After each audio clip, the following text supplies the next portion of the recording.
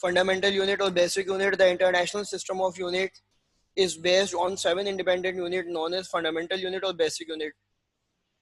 ये वो fundamental unit हैं या बेसिक यूनिट हैं जो किसी से मिलकर नहीं बनी बल्कि इटसेल्फ ड्राइव हुई हैं। सबसे पहले यही ड्राइव हुई हैं। कल जब हमने बात करी थी, एक सेकेंड,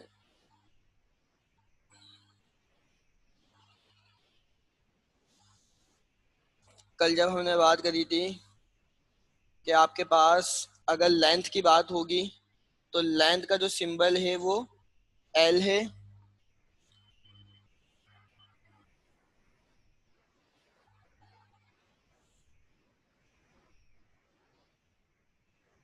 लेंथ का जो सिंबल है वो क्या है बेटा? एक सेकेंड, मेरी स्क्रीन कुछ प्रॉब्लम कर रही है।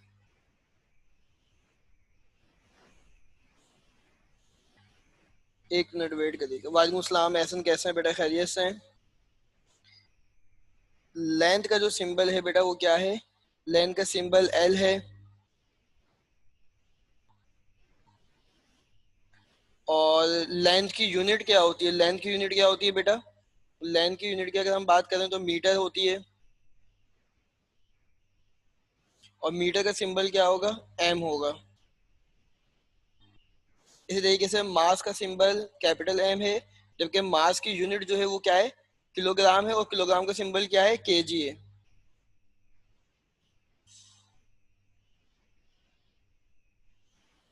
इसी तरीके से टाइम का सिंबल कैपिटल टी है और टाइम की यूनिट सेकंड और सेकंड का सिंबल एस है। इलेक्ट्रिक करंट, कल भी हमने बात करी थी, इलेक्ट्रिक करंट क्या है? कैपिटल आई है जिसकी यूनिट एम्पेयर है और एम्पेयर का सिंबल क्या होता है? Capital A. टेम्परेचर की यूनिट कैपिटल टी है जिसका टेम्परेचर का सिंबल कैपिटल टी है और टेम्परेचर की यूनिट केल्विन और केल्विन का सिंबल कैपिटल के है। कल ये हमने बात कर ली थी।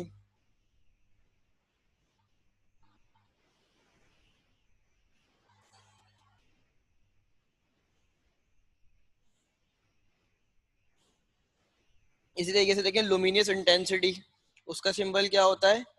आई न्यू, जिसका यूनिट क्या होता है? कैंडिला और कैंडिल का symbol C D. Amount of substance capital N और इसकी यूनिट क्या होती है? मोल होती है और मोल का सिंबल क्या होता है? M O L. इसी तरीके से ड्राइव यूनिट है। अब नाम से जाहिर है ड्राइव यूनिट किससे मिलकर बनी? ड्राइव का मतलब क्या होता है? कि जो किसी और यूनिट से मिलकर बनी गई हो। अब आप देखें, ये आप चीज जहन में रखिएगा, यहाँ मीटर है, किलोग्राम है, सेकंड है, एम्पेयर है, केल्विन है। इनसे मिलकर जो यूनिट बनेंगी वो क्या कहलाएंगी? Drive unit कहलाएंगी। इसका मतलब फंडामेंटल यूनिट से जो मिलकर यूनिट बन रही हैं बेटा वो क्या कहलाएंगी? शाबाश, ड्राइव यूनिट कहलाएंगी। नहीं बेटा अरुणा, ये टेबल याद नहीं करना पड़ता, जस्ट आपने इसको रीड करना है। और इसकी प्रैक्टिस आपकी जब इतनी हो जाएगी कि जब आप रीड करेंगी बेटा तो ये आपको क्या हो जाएगा? ऑटोमेटिक याद हो जाएगा, automatic learning point of view से क्लियर हो जाएगा इंशाल्लाह। अभी हम न्यूमेरिकल की इतनी प्रैक्टिस करवाएंगे कि ये टेबल आपको याद करने की जरूरत नहीं पड़ेगी। ये ऑटोमेटिक आपको जो है वो लर्निंग पॉइंट ऑफ व्यू से क्लियर हो जाएगा। ठीक है बेटा? अब आगे आते हैं स्पीड। स्पीड ये फिजिकल क्वांटिटी आप देख रही हैं, नंबर वन स्पीड है। स्पीड का सिंबल दिया हुआ है v और इसकी यूनिट क्या होती है? मीटर पर सेकंड। चैप्टर नंबर 3 में हम डिटेल में पढ़ेंगे स्पीड का formula distance divided by time. Speed का फॉर्मूला क्या होता है? Distance divided by time. तो स्टूडेंट डिस्टेंस की यूनिट आप देखेंगे क्या आएगी? मीटर आएगी, जबकि टाइम की यूनिट क्या आएगी? सेकंड। तो देखें ये मीटर और सेकंड किस में मौजूद है? आप कहेंगे सर ये मीटर और सेकंड जो है फंडामेंटल यूनिट में मौजूद है। इसका मतलब जो यूनिट फंडामेंटल यूनिट से मिलाकर बनाई जा रही है वो ड्राइव यूनिट कहलाएगी। तो आप तमाम स्टूडेंट अगर इसकी डेफिनेशन देखें तो क्या लिखा हुआ है? The unit of other physical quantities, क्या लिखा हुआ है? कि the unit of other physical quantities derived from the fundamental unit are known as drive unit. These units are obtained by multiplication and division of fundamental unit. Fundamental unit को दो एक से ज्यादा यूनिट लेंगे, या तो उन्हें डिवाइड कराने की जरूरत पड़ेगी या उन्हें मल्टीप्लाई कराने की जरूरत पड़ेगी। उस नतीजे में जो नई यूनिट आएगी स्टूडेंट वो क्या होगी? फंडामेंटल यूनिट होगी। Is that clear everyone? अब मैंने मिसाल दी थी स्पीड की, तो देखें स्पीड का फॉर्मूला क्या होता है? Distance upon time. तो डिस्टेंस की यूनिट आपने मीटर रखी, टाइम की यूनिट आपने सेकंड रखी, सही। तो क्या बन गई यूनिट? मीटर पर सेकंड। इस मीटर पर सेकंड को हम या तो यूं लिख सकते हैं या हम ms की पावर -1 लिख सकते हैं। s के ऊपर कुछ नहीं तो +1 है, ये ऊपर जाके क्या हो जाएगा, -1 हो जाएगा। तो आप तमाम स्टूडेंट यहाँ देख सकते हैं, अगर मैं इसको हाईलाइट कर दूं कि मीटर, या तो आप इसको यूं लिखेंगे मीटर पर सेकेंड, या मीटर पर सेकेंड इनवर्स -1 लिखेंगे। उसके बाद आ जाए एक्सेलरेशन। एक्सेलरेशन का फॉर्मूले की अगर हम बात करते हैं स्टूडेंट, तो एक्सेलरेशन का फॉर्मूला क्या होता है, वेलोसिटी अपॉन टाइम। अब देखें वेलोसिटी की यूनिट अभी हम, यानी वेलोसिटी यानी स्पीड की यूनिट अभी हमने निकाली कितनी होती है, मीटर पर सेकेंड। तो आप वेलोसिटी की जगह रख देंगे मीटर पर सेकेंड, ये वेलोसिटी की जगह आ गया। अब टाइम की जगह क्या आएगा, सेकंड आएगा। तो अब आप तमाम स्टूडेंट्स मुझे बताएंगे ये मीटर पर सेकंड पूरा का पूरा इससे क्या हो रहा है, आप कहेंगे सर मीटर पर सेकंड डिवाइड हो रहा है किससे, सेकंड से। सेकंड के डिनोमिनेटर में कुछ नहीं तो 1 है, और आपको पता है डिवाइड की साइन मल्टीप्लाई में चेंज होती है, तो न्यूमरेटर डिनोमिनेटर बन जाता है और डिनोमिनेटर न्यूमरेटर बन जाता है। एन के ऊपर वाली चीज नीचे आ जाएगी और नीचे वाली चीज ऊपर, तो एम वन जा एम और एस जा एस स्क्वायर। तो या तो यूं लिखेंगे, या नीचे एस स्क्वायर ऊपर जाके क्या हो जाएगा, -2। तो देखें इसकी भी आपके पास क्या बन गया, या तो मीटर पर सेकंड स्क्वायर पढ़ेंगे या एम एस इनवर्स 2 पढ़ेंगे। इसी तरीके से वॉल्यूम, वॉल्यूम की बात अगर हम करें, तो मिसाल के तौर पर अगर मैं आपको एक क्यूब की फॉर्म बनाकर दिखाऊं, तो आप देख रहे हैं जैसे ये क्यूब है, हमने क्या ड्रॉ किया है, ये हमने एक क्यूब ड्रॉ कर लिया है। तो आप कहेंगे सर इस क्यूब की जो डायमेंशन होंगी वो 3 डायमेंशन होंगी, इसका वॉल्यूम कितना होगा, length multiply by breath multiply by height. आप कहेंगे सर अगर लेंथ भी मीटर में ना भी जाएगी, ब्रेथ भी मीटर में ना भी जाएगी और हाइट भी मीटर में ना भी जाएगी, तो तीनों को मल्टीप्लाई कराएंगे तो मीटर क्यूब आएगा। कितना आएगा बेटा, मीटर क्यूब। तो देखें यहाँ पे वॉल्यूम वी से डिनोट होगा, और इसको हम वी को हम क्या कहते हैं, क्यूबिक मीटर भी कहते हैं, और मीटर क्यूब भी यहाँ पे हम इसको पढ़ते हैं। तो आप देखिए मीटर क्यूब हो जाएगा। Is that clear everyone?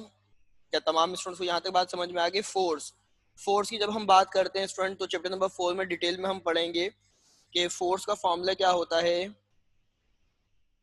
Force का फॉर्मूला होता है F is equal to m a. Mass की यूनिट क्या होती है, किलोग्राम। एक्सेलरेशन की यूनिट क्या होगी, मीटर पर सेकंड स्क्वायर। तो साइंटिस्ट ने इस पूरी यूनिट को अपना नाम दिया था न्यूटन का। तो हम किलोग्राम मीटर पर सेकंड स्क्वायर भी लिखते हैं और न्यूटन भी लिखते हैं। इसी तरीके से प्रेशर का अगर हम बात करें, तो प्रेशर का फॉर्मूला क्या होता है, F अपॉन ए। तो F न्यूटन आता है, A मीटर स्क्वायर आता है, तो ये बन जाता है Nm की पावर -2। +2 नीचे है, ऊपर जाके -2 होगा, तो या तो न्यूटन पर मीटर स्क्वायर होगा या Nm की पावर -2 होगा। वर्क की बात करें तो W का फॉर्मूला होता है F मल्टीप्लाई बाई डी। तो फोर्स की यूनिट न्यूटन आएगी और डिस्टेंस की यूनिट क्या आएगी, मीटर। तो या तो आप न्यूटन मीटर लिखेंगे यूनिट, या तो साइंटिस्ट के नाम से आप जूल लिखेंगे, जिसका सिंबल कैपिटल जे होता है।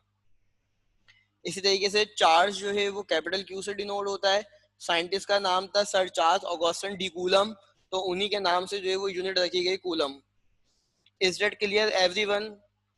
अगर तमाम स्टूडेंट्स को ये वाला टेबल क्लियर हो गया है जो मैंने अभी समझाया है, तो वो चैट पर रिप्लाई कर दें ताकि मैं आगे बढ़ूं। एहसन है, अदूना है, कशफ है, माहम है।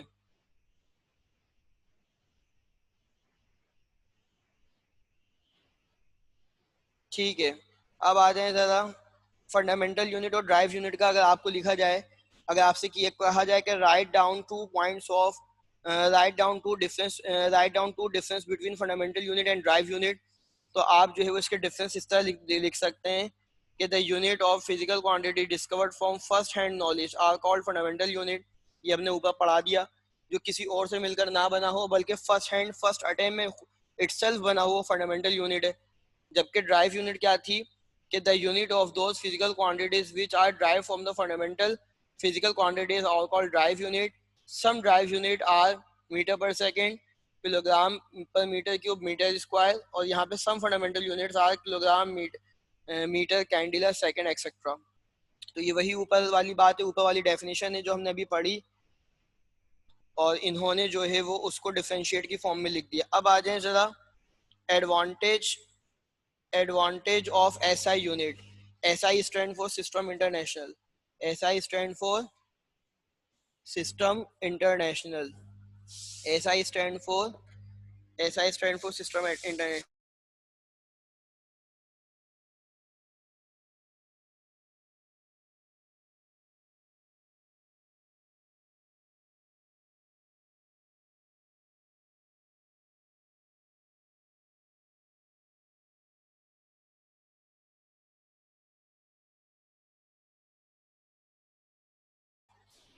जी बेटा 1 मिनट रुकिएगा, जरा मैं फाइल एडजस्ट कर लूँ।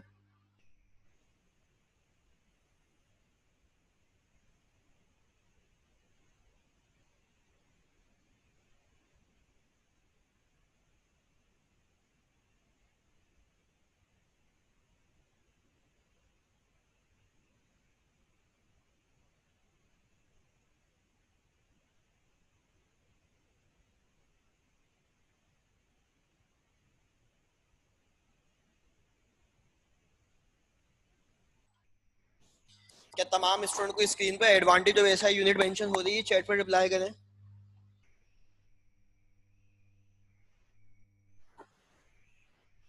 ठीक है, देखें एडवांटेज ऑफ ऐसा यूनिट क्या है। अगर आप पढ़ें कि the advantage of the SI unit is that these are used all over the world. Number one advantage क्या है कि ये सिस्टम इंटरनेशनल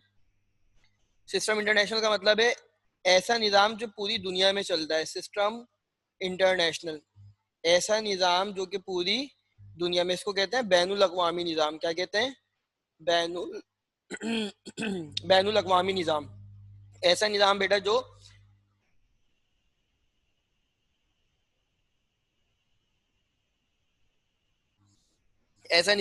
पूरी दुनिया में चलता है, सिस्टम इंटरनेशनल कहलाता है। तो इसका पहला एडवांटेज तो यही कि पूरी दुनिया में इस्तेमाल होता है।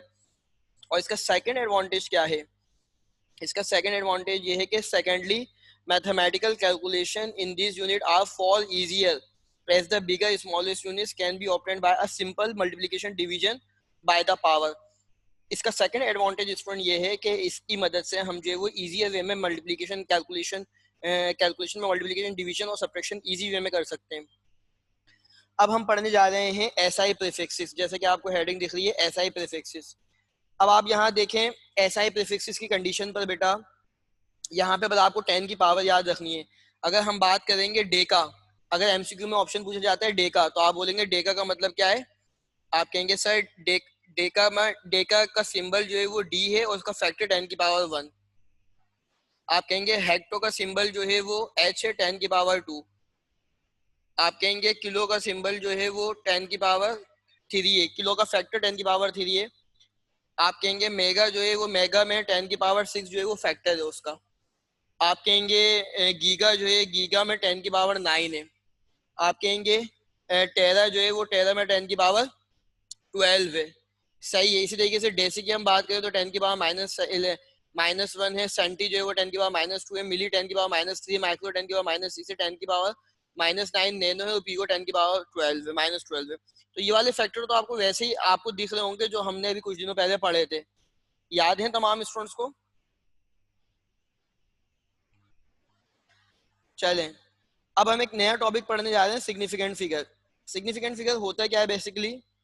इसके एमसीक्यू में ही पूछते हैं। Significant figure, a significant figure is one A significant figure is one which is known to be reasonable and reliable। ऐसा नंबर जो कि आपके लिए रीजनेबल भी हो और रिलायबल भी हो, जिसकी कोई ना कोई वर्थ हो, जिसकी कोई ना कोई सिग्निफिकेंस हो। सिग्निफिकेंस नाम से ही जाहिर है अहमियत। अब जरा देखें यहाँ क्या बता रहे हैं कि the digit required to express a number to the same accuracy as the measurement it represent are known as significant figure. और इसकी एग्जांपल दे रहे हैं, in measuring length of an object which are meter scale, the smallest reading that can be made directly 0.1 centimeter, that is the least count of the scale. बेटा least count क्या होता है? अगर मैं एक स्केल यहाँ पर ड्रॉ करूँ, अगर मैं यहाँ एक स्केल ड्रॉ कर रहा हूँ और यहाँ मार्जिन लाइन दी हुई है कि ये क्या है, इसकी मार्जिन लाइन है, तो आप देखेंगे इसकी रीडिंग डिफरेंट हो सकती है। लाजमी सी बात है, आप कहेंगे सर ये 0 से शुरू होगा, फिर 0.1 भी हो सकता है, 0.2 भी हो सकता है, 0.3। इसका मकसद ये है कि जो सबसे कम नंबर होगा वो क्या कहलाएगा? लीस्ट काउंट कहलाएगा। क्या कहलाएगा? लीस्ट काउंट कहलाएगा। लीस्ट काउंट का मतलब क्या होता है कि उस मेजरिंग इंस्ट्रूमेंट की जो डिवीजन है या नंबर्स हैं उसकी कम से कम वैल्यू। तो यहाँ कम से कम वैल्यू इन्होंने जो है वो डिनोट की कितनी है? 0.1 सेंटीमीटर है। कितनी है स्टूडेंट? 0.1 सेंटीमीटर। तो the least count of the scale if someone measure the length of an object 24.3 centimetre, तो then all the three number 2, 4 and 3 are significant figure. अभी हम बताएंगे इसको ये कैलकुलेट किस तरह कर रहे हैं। अब आ जाए rules to count significant figure. अब ये समझने वाली बात है और इसी से एमसीक्यूज बनते हैं। सॉरी, जरा देखिएगा पहला पॉइंट क्या कह रहे हैं, जरा समझिएगा गौर से। The non zero digit in a number are significant figure. अगर कोई नंबर लिखा हुआ है 2, 4, 8, 9, तो मेरे बच्चों मुझे बताओ आप तमाम स्टूडेंट के बेटा इसमें क्या ये जीरो है या नॉन जीरो है? इसमें दो ऑप्शन है, जल्दी बताओ, जीरो है या नॉन जीरो है। चैट पर रिप्लाई करो, तमाम स्टूडेंट चैट पर सर रिप्लाई करें, जीरो है या नॉन जीरो नॉन है। जीरो। एसन का रिप्लाई आ गया नॉन जीरो है। अरुण का लाजमी सी बात है, दिख रहा है जीरो नहीं है तो नॉन जीरो है। अगला देखें, अगला भी नॉन जीरो, अगला भी नॉन जीरो, अगला भी नॉन जीरो। तो पहला पॉइंट, पहला रूल क्या सिखा रहे हैं आपको? सिग्निफिकेंट फिगर काउंट करने का पहला रूल क्या सिखा रहे हैं बेटा? कि the non zero digit in a number are significant figure. कि अगर कोई ऐसा फिगर या कोई ऐसा डिजिट दिया हुआ है जो नॉन जीरो है, तो बेटा वो सबके सब क्या होंगे? काउंटेबल होंगे, सबके सब क्या होंगे? तो how many significant, how many significant in this figure? तो आप कहेंगे देयर आर 4 सिग्निफिकेंट, क्योंकि ये भी नॉन जीरो था, ये भी नॉन जीरो था, ये भी नॉन जीरो था, ये भी नॉन जीरो था। एक और एक दो, दो और एक तीन, तीन और एक चार। क्या यहाँ तक बात समझ में आ गई? तो बेटा इन्होंने कहा है जैसे 15.2 है, तो 15.2 में मेरे बच्चों 15.2 में ये 1 भी क्या है? नॉन जीरो है। 5 भी क्या है? नॉन जीरो है। 2 भी क्या है? नॉन जीरो है। तो 1 1 1 ये सब क्या हो जाएंगे? कितने नंबर हैं? तो आप कहेंगे इसके अंदर कितने सिग्निफिकेंट फिगर हैं? 3 सिग्निफिकेंट फिगर हैं। तो जब आपसे सवाल किया जाएगा कि how many significant figure of 15.2, तो आप कहेंगे there are 3 significant figure. How many significant figure of this one? तो आप कहेंगे 4 significant figure. How many significant figure of this one? तो आप कहेंगे 2 significant figure. Is that clear everyone this point?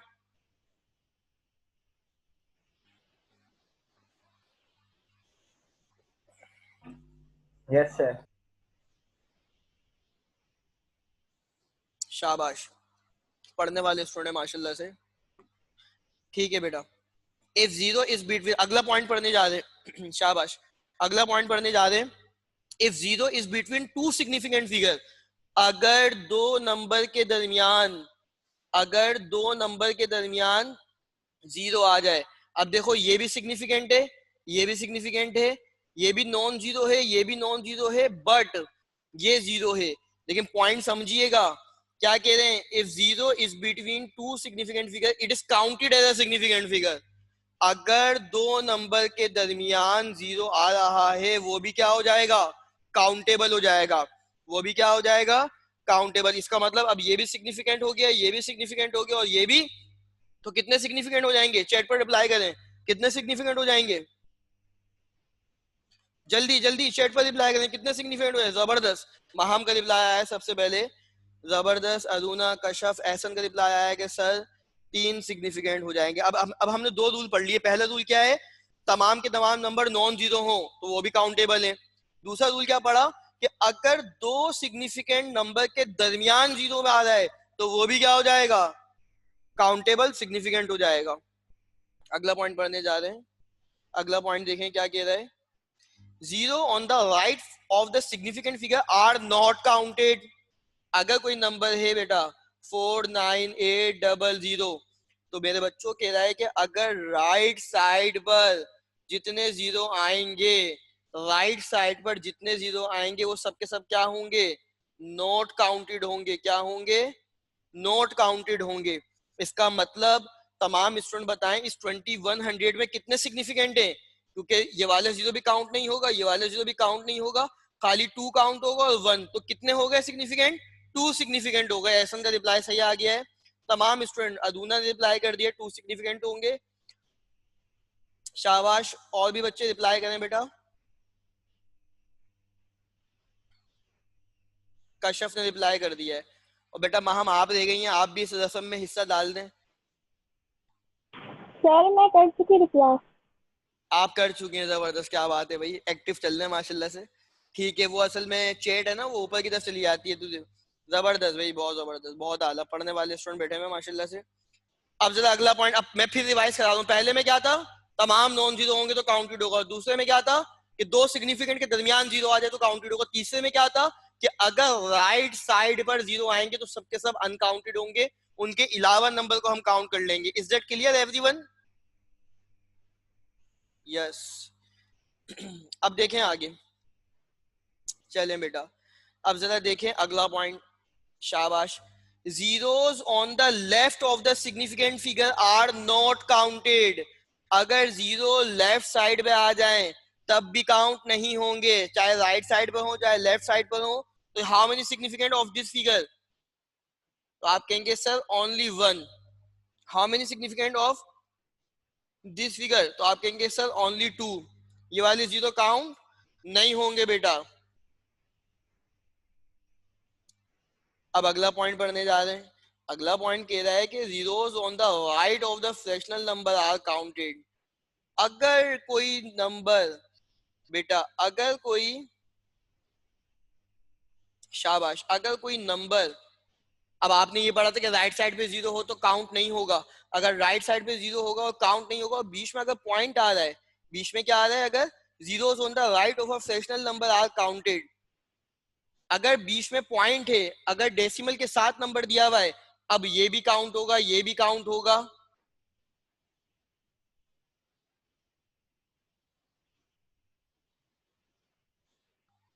ये वाला भी काउंट होगा, ये भी काउंट होगा, ये भी काउंट होगा और ये भी काउंट. तो how many significant of this figure? There are four significant of this figure.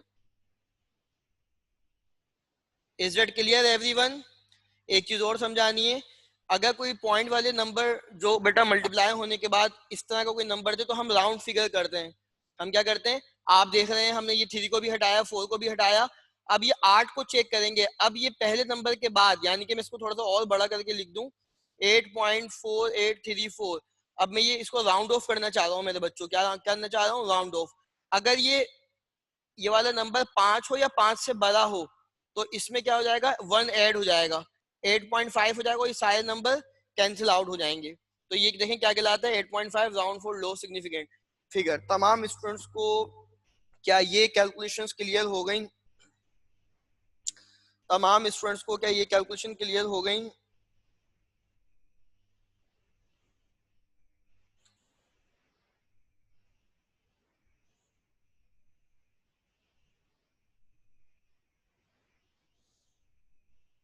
चलें एक और दफा समझाते हैं भाई, एक और दफा समझाते हैं, एक और वन टाइम. अब मुझे बताएं तमाम स्टूडेंट, पहला क्या था कि अगर तमाम नंबर नॉन जीरो हैं तो कितने सिग्निफिकेंट होंगे? ये भी सिग्निफिकेंट है, ये भी सिग्निफिकेंट है, ये भी. तो आप कहेंगे 3 सिग्निफिकेंट हो गए.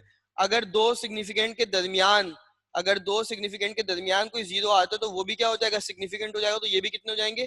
3 हो जाएंगे. अगर राइट साइड पे जीरो आते हैं तो वो हमारे लिए अनकाउंटेबल होंगे, खाली ये सिग्निफिकेंट होंगे. तो ये कितने हो जाएंगे? 2 हो जाएंगे.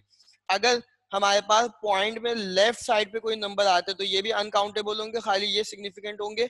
इनको काउंट करके लिख देंगे 3. अगर मेरे पास कोई ऐसे नंबर आता है जो कि बीच में पॉइंट हो, तो अब बीच में अगर पॉइंट है बेटा तो ये वाले भी काउंटेबल है और ये वाले भी काउंटेबल है. तो 1 2 3 4 5 6, ये 6 के 6 सिग्निफिकेंट हो जाएंगे.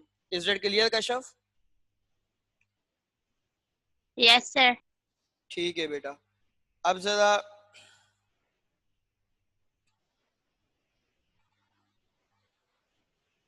अब हम जरा इसके एक मुझे न्यूमेरिकल भी करवाने हैं कन्वर्जन के, तो मैं पहले उस तरफ जाऊंगा.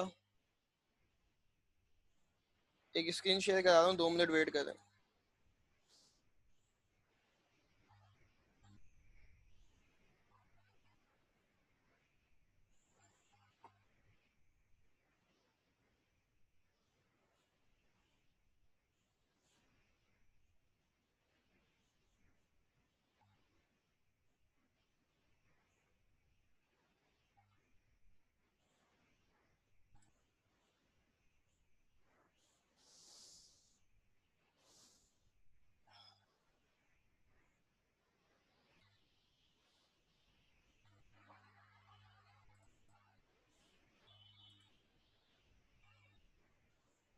एक मिनट वेट करिएगा.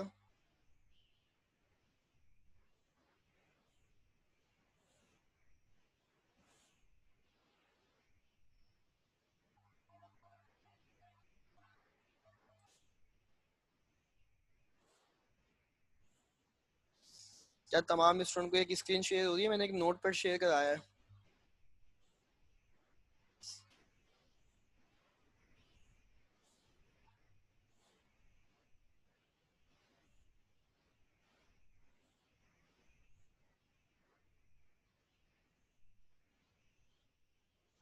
एक सेकेंड बेटा, मैं इसकी लाइनिंग सेट कर दूं।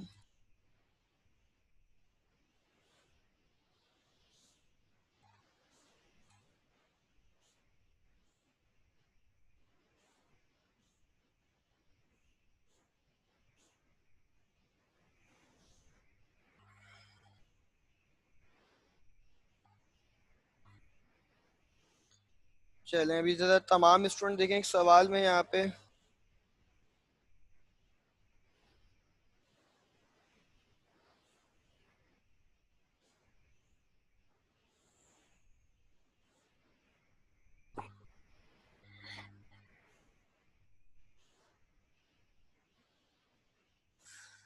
एक सवाल आपको दिख रहा होगा स्क्रीन पर।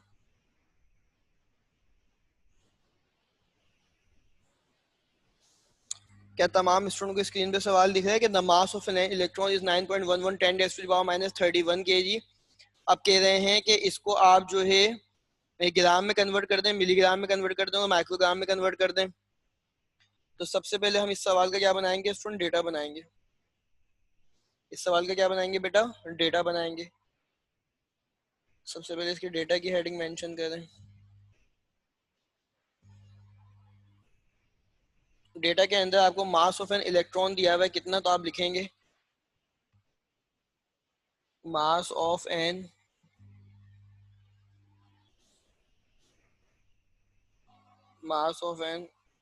इलेक्ट्रॉन कितना दिया हुआ है।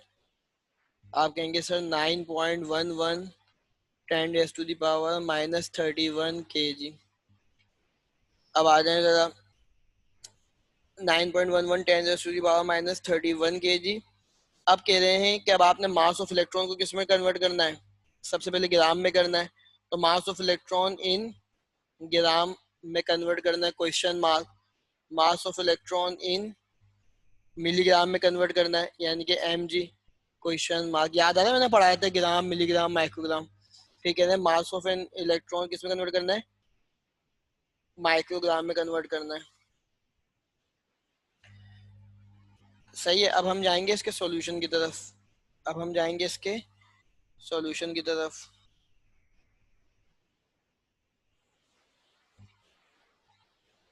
जब हम सॉल्यूशन करेंगे इसका, तो सबसे पहले हम मास ऑफ इलेक्ट्रॉन कॉपी कर लेंगे। कितना दिया हुआ है, 9.11 10 raise to the power minus 31 KG.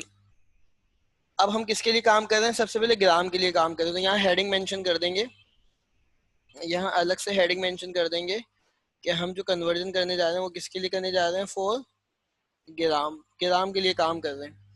अब आपको ये सीक्वेंस याद होनी चाहिए, रफ में लिख रहा हूँ। पहले किलोग्राम आता है, फिर ग्राम आता है, फिर मिलीग्राम आता है, फिर माइक्रोग्राम आता है, फिर नैनोग्राम आता है, फिर पिकोग्राम आता है, फिर फेम्टोग्राम आता है। याद है, लास्ट टाइम सिखाई थी। अब मुझे बताएं, किलोग्राम से ग्राम में जा रहा हूँ, हायर टू लोअर है, लोअर टू हायर है? चैट पर रिप्लाई करें, हायर टू लोअर है, लोअर टू हायर है? माइक ऑन कर लें। हायर टू लोअर है, शाबाश, मल्टीप्लाई होगा। क्या होगा भाई, मल्टीप्लाई। तो अब हमें ये पता है कि mass of electron 9.11 10 raise to the power minus 31। अब मल्टीप्लाई होगा, 1 किलोग्राम में कितने ग्राम होते हैं, हमें याद होना चाहिए। 1 किलोग्राम में कितने ग्राम होते हैं, आप कहेंगे सर 10 की और पावर 3 ग्राम होते हैं, यानी 1000 ग्राम होते हैं। तो हम किससे मल्टीप्लाई कराएंगे, 10 की पावर 3 से मल्टीप्लाई कराएंगे। तो जैसे ही 3 से मल्टीप्लाई कराएंगे, 1 किलोग्राम किस में कन्वर्ट हो जाएगा, ग्राम में। अब सिंप्लीफिकेशन करेंगे, 9.11 एज इट इज कॉपी रहेगा। अब आपको पता है मैथ्स का रूल है, बेस सेम पावर एट। तो यहाँ पे भी 10 है और यहाँ पे भी 10 है, तो ये 10 और 10 बेसिकली क्या है, सेम है। जब सेम है तो क्या हो जाएगा, एक मर्तबा होगा, इनकी पावर क्या हो जाएंगी, ऐड हो जाएंगी। तो -31 और +3। अब आप जानते हैं, रफ में अगर मैं करके दिखाऊं, -31 +3 किसके बराबर होगा, माइनस प्लस माइनस, और 31 में से 3 जाएंगे, कितने बचेंगे, 28 बचेंगे। बड़े नंबर का साइन आएगा माइनस, तो यहाँ पावर क्या आ जाएगी बेटा, 9.11 10 की पावर -28 ग्राम। तो आप देख रहे हैं कि हमारे पास जो आंसर आ गया है वो क्या आ गया है, हमारे पास जो आंसर आया है बेटा वो क्या आया है, कि मास ऑफ कितना आ गया 9.11 10 की पावर माइनस 28 ग्राम। इसको आपने जो है वो डब्बे में बंद कर दिया, हाईलाइट कर दिया। क्या तमाम स्टूडेंट्स को ये बात समझ में आ गई कि हमने किलोग्राम से ग्राम में किस तरह कन्वर्ट किया है? और आप इसका आंसर भी मैच कर लें। इसका अगर आप आंसर मेंशन करेंगे तो आप देखें 9.11 10 की पावर माइनस 28 ग्राम, यही आंसर आया है 9.11 10 की पावर माइनस 28 ग्राम। अब आ जाएं, अब किसके मालूम करना है? अब हमें मास ऑफ इलेक्ट्रॉन मिलीग्राम में मालूम करना है। अब हम हेडिंग मेंशन करेंगे 4 मिलीग्राम। किसकी हेडिंग मेंशन करेंगे? 4 मिलीग्राम। तो सबसे पहले आपने क्या करना होगा? सबसे पहले आपने मास ऑफ इलेक्ट्रॉन कॉपी करना होगा। मास ऑफ इलेक्ट्रॉन कितना है? 9.11 10 की पावर माइनस 31 kg। फिर आप मास ऑफ इलेक्ट्रॉन 9.11 10 की पावर माइनस 31 अपने जगह पे। अब किलोग्राम से मिलोग्राम में जा रहे हैं तो पहले किलोग्राम से हमें ग्राम में जाना पड़ेगा, फिर मिलीग्राम में जाना पड़ेगा। इसका मतलब 10 की पावर 3 ये भी और 10 की पावर 3 ये भी, तो दोनों जमा करके क्या हो जाएंगे? 10 की पावर 6। तो मेरे बच्चों हम किससे मल्टीप्लाई कराएंगे? 10 की पावर 6 से मल्टीप्लाई कराएंगे और ये किलोग्राम से ग्राम में कन्वर्ट हो जाएगा। तो आप देखें मास of electron 9.11 base same power 8 minus 31 plus 6। तो आप देखें जरा 9.11 प्लस माइनस माइनस 31 में से 6 माइनस कर दें तो कितना बचेगा? शाबाश बताएं कितना बचेगा? सर 25। 25। गुड, माइनस 25 ग्राम आ जाएगा। सॉरी। तो देखें आपके पास हमारे पास ये आंसर कितना आ गया? 9.11 10 raise to the power minus 25 gram. तो देखें ऊपर आंसर भी यही है, अगर आप तमाम स्टूडेंट्स को मेंशन हो रहा हो, यही आंसर आया। अब हमें किस में कन्वर्ट करना है? अब आप लोग खुद बता देंगे। अब हमें किस में कन्वर्ट करना है? बताएं शाबाश। 4 माइक्रोग्राम। किस में कन्वर्ट करना है? 4। तो पहले हम क्या करेंगे? पहले हम किलोग्राम से किस में जाएंगे? ग्राम में जाएंगे। ग्राम से मिलीग्राम में, फिर माइक्रो में जाएंगे। तो 10 की पावर 3 जब इसका ऐड होगा तो तीनों मिला के क्या हो जाएगा? 10 की पावर 9। तो मेरे बच्चों किससे मल्टीप्लाई करेंगे? 10 की पावर 9 से मल्टीप्लाई करेंगे। किससे करेंगे बेटा? 10 की पावर 9 से। तो 4 माइक्रोग्राम के लिए हम काम करने जा रहे हैं। मास ऑफ इलेक्ट्रॉन बराबर है 9.11 10 की पावर माइनस 31 kg। और जब मुझे माइक्रो में कन्वर्ट करना है तो 9.11 10 की पावर माइनस 31 और किससे मल्टीप्लाई होगा? शाबाश, 6 से मल्टीप्लाई होगा। सॉरी, किससे होगा? 9 से। तो मास ऑफ इलेक्ट्रॉन 9.11 10 की पावर, अब बताएं minus plus minus minus 31 plus 9 कितना होगा? शाबाश जल्दी बताएं। 31 में से 9 जाएंगे, कितने बचेंगे? सर 22। माइनस का 22 और ये आ जाएगा माइक्रोग्राम और ये आ जाएगा milligram. Is that clear everyone? हमारे पास 3 मिनट है मीटिंग वाइंड अप होने में। क्या तमाम स्टूडेंट को समझ में आ गया? अरुणा बेटा देखें, एक मरतबा और समझा देते हैं। मास ऑफ आपको बेटा मास ऑफ इलेक्ट्रॉन दिया हुआ है किलोग्राम में। किसमें दिया हुआ है? किलोग्राम में दिया हुआ है। और वो कह रहे हैं कि 3 चीजों में कन्वर्ट करो, पहले ग्राम में करो, फिर मिलीग्राम में करो, फिर माइक्रोग्राम में। तो आप इस वाली चीज को जरा ध्यान में रखें। किलोग्राम से ग्राम में जाएंगे तो 10 की पावर 3 से मल्टीप्लाई करेंगे। किलोग्राम से मिलीग्राम में जाएंगे तो फिर ग्राम का 3 और मिलीग्राम का 3 6 से मल्टीप्लाई करेंगे। माइक्रो में जाएंगे तो ग्राम का 3 मिलीग्राम का 3 और माइक्रो का 3, तो 3 3 9। मैंने याद है फिंगर के ऊपर प्रैक्टिस करवाई थी कि फिंगर पे हम कैसे काउंट करेंगे। और फिर जहाँ बेस सेम है, पावर ऐड हो रही है और सिंप्लीफिकेशन हो रही है। इसको घर पे एक मरतबा प्रैक्टिस करिएगा। कल वाला रिकॉर्डेड लेक्चर भी और आज वाला रिकॉर्डेड लेक्चर भी अभी इसी वक्त फौरी क्लास के बाद अपलोड कर रहा हूँ। और कल जो है वो फिर आप इसको